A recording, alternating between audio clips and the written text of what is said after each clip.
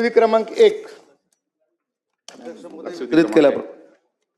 अध्यक्ष महोदय, माझ्या मतदारसंघामध्ये 50 झोपड्या तोडण्याचे निर्देश महानगरपालिकेने एका विकासकाशी संगनमत करून 50 घरांवर कारवाई केली आणि ही सर्व कारवाई याच्यामध्ये फार महानगरपालिकेने फार विसंगती केलेली आहे आणि याच्या उत्तरामध्ये सुद्धा विसंगती दाखवलेली आहे. कोर्टाचे आदेश कुठल्याही प्रकारचे कधीच नव्हते झोपडपट्टी तोडा म्हणून. दुसरा महत्त्वाचा प्रश्न ह्या कुठला डीपी प्लॅन नव्हता. डीपी प्लॅन मध्ये जाणारी घरं आहेत तर मी समजू शकतो, तर त्यांनी तोडली असती. पण कुठल्याही डीपी प्लॅन नसताना ही जमीन सुद्धा पहिली एका वेगळ्या मालकाची होती, शुक्ला मालकाची होती. त्याच्याकडून लोकांनी ती जमीन विकत घेऊन घरं बांधलेली होती. आणि महत्त्वाचा मुद्दा त्याच्यामध्ये असा आहे की झोपडी का ही घरं का संरक्षित राहिली पाहिजेत. कारण 1995 पूर्वीची जी काही झोपडपट्टी असते ती आपल्या शासनाने या सभागृहामध्ये नियम झाला की त्याला डीम स्लम म्हणून घोषित करता येतो आणि स्लम करण्याची प्रक्रिया सुद्धा वेगाने चालू असताना देखील म्हणजे माझ्याकडे त्याचे पुरावे आहेत. स्लम रिहॅबिलिटेशन अथॉरिटीने सीओने त्याच्यावर स्लम घोषित करण्यासाठी पूर्णपणे 90% कारवाई प्रक्रिया केली असताना सुद्धा महानगरपालिकेच्या अधिकाऱ्यांनी हा जो कोण जैन आहे याच्याबरोबर मिळून त्या झोपडपट्टीवर कारवाई केली. ही फार अत्यंत गंभीर बाब आहे आणि अशा 280 घराण्यांनी नोटिसा लावल्या. एक ठिकाणी आपण अध्यक्ष महोदय बोलतो मराठी माणसांना मुंबईमध्ये आणायचा प्रयत्न आपले मुख्यमंत्री उपमुख्यमंत्री साहेब करतायत आणि उपमुख्यमंत्री साहेबांनी त्यासाठी खूप मोठं पाऊल उचललेलं आहे. गिरणी कामगारांना घरं दिली, सर्वांना घरं इथं देण्याचं काम केलेलं आहे आणि या परिस्थितीमध्ये आज ह्या घरांना बेघर करण्याचं काम, ह्या मराठी जनतेला बेघर करण्याचं काम या महानगरपालिकेच्या आयुक्त साहेब आणि तो विकासक ह्यांनी संगनमताने केलेला आहे. तर माझा साधा प्रश्न आहे, अगर शासनच एक ठिकाणी त्यांना डीम स्लम म्हणून घोषित करतो, माझ्याकडे सर्व पुरावे आहेत. 1967 पासूनचे माझ्याकडे पुरावे आहेत. सेन्सेक्स मालमत्ता कर वगैरे सर्व आणि विकत घेऊन बांधलेली घर आहेत. हे काय कुणी झोपडा म्हणून बांधलेलं नाही. या अशा घरांना तोडण्याची कारवाई केली तर ह्या विकासकावर गुन्हा दाखल होणार का? आणि त्याच्यानंतर ही सर्व जी घरं तोडलेली आहेत त्यांना भरपाई पूर्णपणे करून मिळणार का? आणि तिसरा प्रश्न असा आहे माझा, आणि ह्या ज्या अधिकाऱ्यांनी हे जे संगनमत वरिष्ठ अधिकाऱ्यांनी केलेले याच्यामध्ये संगनमत करून ह्यांच्यावर काय कारवाई करणार याचं मला उत्तर द्यावं. मंत्री महोदय. अध्यक्ष महोदय, सन्मान्य सदस्य प्रकाश सुर्वे साहेबांनी जी झोपडपट्ट्याबद्दलची लक्षवेधी या ठिकाणी आणलेली आहे त्याच्यामध्ये ही जमीन त्यांनी सांगितल्याप्रमाणे इक्बाल खत्री नावाच्या मालकाची पूर्वी होती. त्याच्यानंतर 2020ला ही मेसर्स शेलाजी इन्फ्रास्ट्रक्चर यांना ही जमीन विकली गेली. शेलाजी इन्फ्रास्ट्रक्चरवाले असं म्हणतात की त्याच्यामध्ये 83 बांधकामं ही तिथं होती, परंतु महानगरपालिकेनं ज्यावेळी सर्वे केला त्यावेळी 75 बांधकामांपैकी 51 पक्षकारांनी नोटिसीच्या विरोधामध्ये दिंडोशी सत्र न्यायालयामध्ये अर्ज दाखल केलेले होते. परंतु न्यायालयानं ह्या झोपड्या निष्कासित न केल्यामुळं महानगरपालिकेला आदेश दिले होते की या सगळ्या झोपड्या म्हणजे जी काही घरं आहेत ती आपण निष्कासित करावी आणि त्या पद्धतीनं न्यायालयाच्या आदेशानुसारच ही घरं जी आहेत ही निष्कासित करण्यात आलेली होती.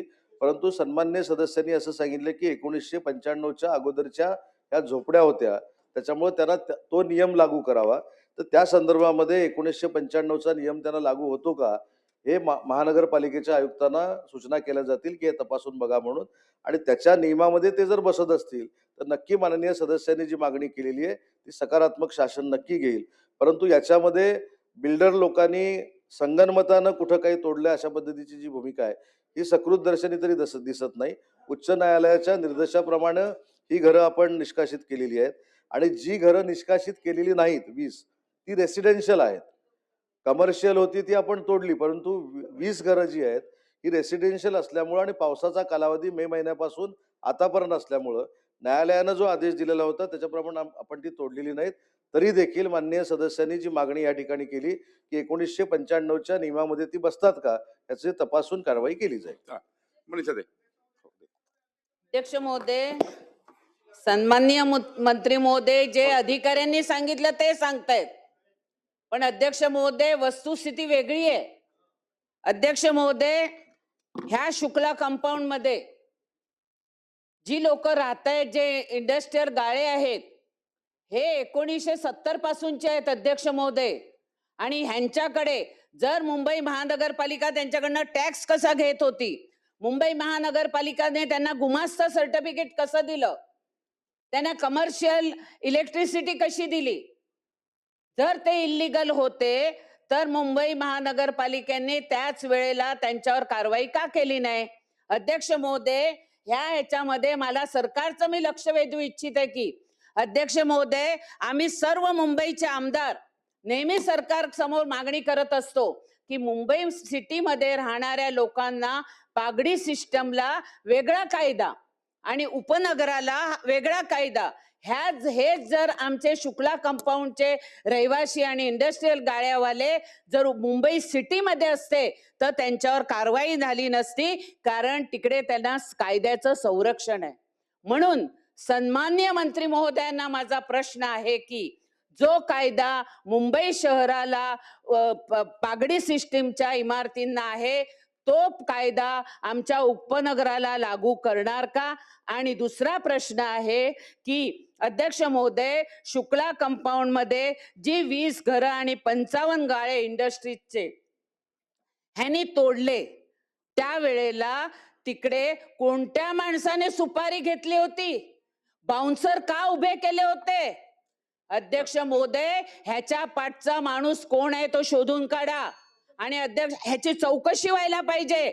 आणि अध्यक्ष महोदय, आमचे खासदार, माजी खासदार आणि ह्या विधानसभेचे माजी सदस्य गोपाळ शेट्टीजी सकाळी 10 वाजेपासून रात्री 11 वाजेपर्यंत त्या महिलांना सांत्वन करून तिकडे पाण्याविना राहिले होते. अध्यक्ष महोदय, एखादा उत्तर घ्या. प्रश्न मला सरकारकडनं उत्तर पाहिजे की ह्यासाठी तुम्ही SIT लावणार का? दुसरी गोष्ट की ह्या शुक्ला कंपाऊंड मध्ये जे दोषी आहेत त्या दोषींवर कारवाई करणार का? आणि तिसरा प्रश्न, शहराला जो कायदा आहे तो 1962 पूर्वीचा इकडे आणि 64चा नॉन निवासीला लावता, तो तुम्ही रद्द करून मुंबई उपनगराला आमच्या पागडी धारकांना संरक्षण देण्यासाठी शहराचा कायदा उपनगराला माननीय लावणार मंत्री का? महोदय. अध्यक्ष महोदय, सन्मान्य सदस्यांनी जो मुद्दा या ठिकाणी मांडला की पागडीचा कायदा जो आहे तो उपनगराला लावणार का, त्या संदर्भामध्ये नक्की आपण तपासून बघू आणि त्या पद्धतीनं अनेक लोकांना जर न्याय मिळणार असेल तर त्याचा देखील सकारात्मक विचार आपण शासन म्हणून नक्की करू. परंतु सन्मान्य सदस्यांनी जे सांगितलं की या संपूर्ण प्रकरणाची चौकशी झाली पाहिजे, तिथं बाउन्सर होते, बाउन्सर लावून ही बांधकामं तोडण्यात आलेली आहेत, तर याबाबत देखील चौकशी समिती नेमण्यात येईल. आणि मगाशीच मी सांगितलं की पावसाळा असल्यामुळं 20 निवासी जी घरं होती ती कुठेही पाडण्यात आलेली नाहीत.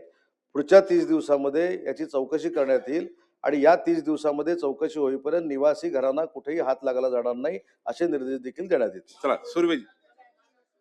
अध्यक्ष महोदय, माझी लक्ष वेधी आहे अध्यक्ष महोदय. एक मिनिट हरकत बोला तुम्ही बोला. एक मिनिट हरकत काय ऐकू सांगा.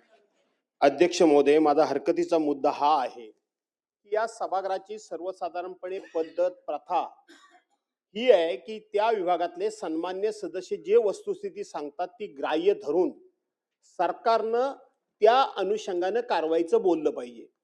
सन्मान्य सदस्य प्रकाशराव सुर्वेनी भूमिका मांडत असताना काय मांडली की 1967 सालापासूनचे सगळे पुरावे माझ्याकडे आहेत की जे पुरावे तिथले लोक रहिवासी आहेत ते काय आयत्या वेळेला आले नाहीत. मंत्री महोदयांनी सांगताना काय सांगितलं अध्यक्ष महोदय की 2020 साली 1967 कुठे आणि 2020 कुठे. 2020 साली मंत्री महोदय आपण सांगितलं काहीतरी एक बिल्डरचं नाव घेतलं आपण, आरिफ का अहमद काहीतरी, त्याच्या नावावर ती जागा झाली. याचा अर्थ इथंच संशय आहे अध्यक्ष महोदय, 1967 सालापासूनचे असलेले मालक 2020 साली कसे गायब झाले, कुणी केले, कोणाच्या हिताकरता केले, अनेक्चर 2 मध्ये काय आहे हे आपण शोधलं पाहिजे. आणि आपण आता असं सांगताय की आम्ही त्या संदर्भात चौकशी करू, म्हणजे तुम्ही कमर्शियल बांधकाम तोडून मोकळे झालात आणि मोकळे झाल्यानंतर तुम्ही चौकशी करताय, म्हणजे अगोदर फाशी नंतर चौकशी, ही चौकशी अगोदर का नाही केली? आणि म्हणून या चौकशीमध्ये सन्मान्य सदस्य सांगतात त्या पद्धतीनं ते जे लिगल असतील तर त्यांचं पुन्हा तुम्ही पुनर्वसन त्या ठिकाणी करणार का? त्यांना पुन्हा त्या ठिकाणी जागा देणार का? सन्मान्य सदस्य म्हणतात की कोर्टाने कुठेही घर तोडायला ऑर्डर दिलेली नाही. आपण हे रेकॉर्डवर आणता का की कोर्टाने घर तोडायला ऑर्डर दिलेली आहे म्हणून? आणि म्हणून ही घरं कोर्टानं तोडण्याची ऑर्डर दिली असली नसली तरी सुद्धा तुम्ही यांना संरक्षण देणार का? आणि जर चुकीच्या पद्धतीने एखाद्या बिल्डरला पाठीशी घालण्याकरता म्हणून एका रात्रीत जर 7-12 बदलला असेल, प्रॉपर्टी कार्ड बदलला असेल, तर ते करेक्ट सरकारच्या वतीनं महानगरपालिकेच्या वतीनं करून त्या लोकांचं पुन्हा पुनर्वसन करणार का? चला प्रकाश सुर्वेजी, मंत्री महोदय, सुर्वेजींचं उद्या मग एकत्र उत्तर द्या. महोदय, बोला. मंत्री महोदयांनी उत्तर दिले, थातून मात्र उत्तर आहे. ते अत्यंत हुशार मंत्री आहेत. त्यांना कुठल्या मुद्दा कुठे न्यायचा त्यांना उत्कृष्टपणे कळतं. गुगली टाकायमध्ये मास्टर आहेत, ते तरुण आहेत आणि प्रश्न घ्या, सुर्वे आमच्या साहेब, पक्षाचे प्रश्न घ्या. सेकंड नंबरचे नेते आहेत प्रश्न ते. घ्या. पण त्यांनी उत्तर त्यांना अधिकाऱ्यांनी काहीतरी त्यांची विसंगती ब्रीफिंग चुकीची केलेली आहे. प्रश्न घ्या. अध्यक्ष महोदय, 2012ला कोर्टामध्ये केस होती, मान्य. 2012 पासून 2024 पर्यंत हे अधिकारी असं बोलायला नाही पाहिजे. झोपले होते का हो? काय एसी मध्ये बसून फक्त मजा बघतात? हे अधिकारी, वरिष्ठ अधिकारी, IAS अधिकारी तिथे एसी मध्ये बसतात आणि इकडे निर्देश तोडतात. गरिबांची घरं तोडायचा हा न्याय कुठला आला अध्यक्ष महोदय? दुसरी महत्वाची गोष्ट हे तिथले जर डीम कन्व्हिन्स म्हणून आपलेच हे आपलं दालन आहे, हेच डीम कन्व्हिन्स म्हणून हे देतं. सर्व त्याचे पुरावे जमा करतात, ते इलेक्शन मध्ये नाव होतं, वोटिंग करतात, 67 पासून असणारे पुरावे आहेत आणि तरी सुद्धा त्यांच्या तोड करावी होते. आणि कोर्टाने आदेश काय दिले होते? पालिकेने ती सुद्धा कधी काय ह्या परत कोर्टामध्ये गेला आणि ह्या अधिकाऱ्यांवर कंटेम्प्टची हे टाकली. आजपर्यंत मला सांगा, या भारताच्या इतिहासात एकावर तरी अधिकार कंटेम्प्ट झाला का हो? पण नाही. आणि यांच्याशी संगनमत करून अध्यक्ष महोदय मला बोलू द्या, महत्वाचा प्रश्न आहे. प्रश्न तिथे 500 घरांचा प्रश्न आहे. आपण पॉइंटेड प्रश्न विचारा, उत्तर मिळेल. असं नाही अध्यक्ष महोदय, आणि त्या विभागात असंच नाही, आणखीन बऱ्याच ठिकाणी अशा नोटीस दिलेल्या आहेत. जसं आपला अशा प्रत्येक ठिकाणी अशा नोटिसा दिलेल्या आहेत आणि ती लोक भीतीच्या वातावरणाखाली जगतायत. माननीय उपमुख्यमंत्र्यांनी तात्पुरती स्थगिती दिली, त्याविषयी आम्ही रात्री 12 वाजता भेटलो, त्यांनी तात्पुरती स्थगिती दिली, त्याबद्दल मी एकनाथ शिंदे साहेबांचा मनापासूनचा आभारी आहे. पण ही जनतेसाठी जर कंटेम्प्टच्या भीतीने तुम्ही एवढ्या लोक मोठ्या प्रमाणात कारवाई करता आणि तुझं प्रायव्हेट बाउन्सर घेऊन कारवाई करता आणि परत त्यांनी काय अध्यक्ष महोदय ऐका, हा महत्वाचा मुद्दा आहे. हिंदू धर्माचं मंदिर त्यांनी तिथे बंद करून टाकलं होतं आणि शेवटी पुरी जनता उतरली आणि त्या बाउन्सरना मारलं आणि ते हिंदू धर्माचं मंदिर खुलं केलं. म्हणजे केवढी दादागिरी विकासाची चालू आहे. हे कशासाठी चाललंय? कुणासाठी चाललंय? गरीब जनतेसाठी आपण आहोत की या विकासांची पायघडे घालण्यासाठी इथे बसलेले ते अधिकारी? त्या अधिकाऱ्यांवर काय कारवाया? वरिष्ठ अधिकारी, खालच्या अधिकाऱ्यांचा त्यात काही दोष नाही. वरिष्ठ अधिकारी एवढे का घाबरले नाही, याची कारवाई का केली, याची चौकशी त्यांच्यावर लावणार का आपण? आणि माझा महत्वाचा प्रश्न, जे पूर्ण डिमॉलिश करताना कशा पद्धतीने केलं माहिती आहे? फ्रीज, टीव्ही बीव्ही सर्व पार चुरा करून टाकला. त्याला सामान सुद्धा काढून दिलं नाही अध्यक्ष महोदय. म्हणजे याच्या गोष्टीची मला खरोखर खंत वाटते की सामान तरी काढायची तुम्ही त्यांना द्या ना. ते विनंती करतायत, मी सारखा फोन करतोय, कोण फोन उचलायला तयार नाहीत. किंवा त्यांचं सामान तर काढू देत, मला स्ट्रक्चर तोडायचं होतं ना, सामान तरी त्यांचं काढू द्या. हे सर्व भरपाई त्यांची त्या विकासाकडून करून घेण्यात यावी अशी मंत्री महोदयांना मी विनंती करतोय, ती करावी त्यांनी. अध्यक्ष आणि त्यांच्यावर गुन्हा दाखल महोदय, व्हावा. सदस्य भास्कर जाधव साहेबांनी, प्रकाश सुर्वे साहेबांनी जो मुद्दा मांडला त्याच्याशी 100% शासन सहमत आहे, त्याच्याबद्दल दुमत असण्याचं काही कारण नाही. 2020चा जो मी उल्लेख केला होता त्याच्यामध्ये इक्बाल खत्री नावाचे पूर्वीचे जे मालक होते त्यांच्याकडनं 2020ला मेसर्स शेलाजी इन्फ्रास्ट्रक्चर याला ती जागा ट्रान्सफर झालेली होती. परंतु सन्मान्य सदस्यांनी जो मुद्दा या ठिकाणी मांडला की 1995च्या अगोदरच्या बांधकामाला जो नियम लागतो तो या सगळ्यांना नियम लागणार का, याच्यावर मी असं स्पष्ट सांगितलं की या संदर्भामध्ये 100% चौकशी केली जाईल. 95च्या अगोदरचा नियम जर याला लागू होत असेल तर त्याच्यावर कारवाई होणार नाही. आणि त्याच्या पुढे जाऊन सांगतो की आता मुद्दा जो प्रकाश सुर्वे साहेबांनी या ठिकाणी मांडला त्याच्यासाठी ACSच्या अध्यक्षतेखाली समिती नेमून 60 दिवसाच्या आत याची चौकशी केली जाईल आणि जोपर्यंत चौकशी होत नाही तोपर्यंत सगळी कार्यवाही थांबवली जाईल. चला छान. लक्षवेधी क्रमांक 2, नाही. लक्षावधी क्रमांक 2. माननीय अध्यक्ष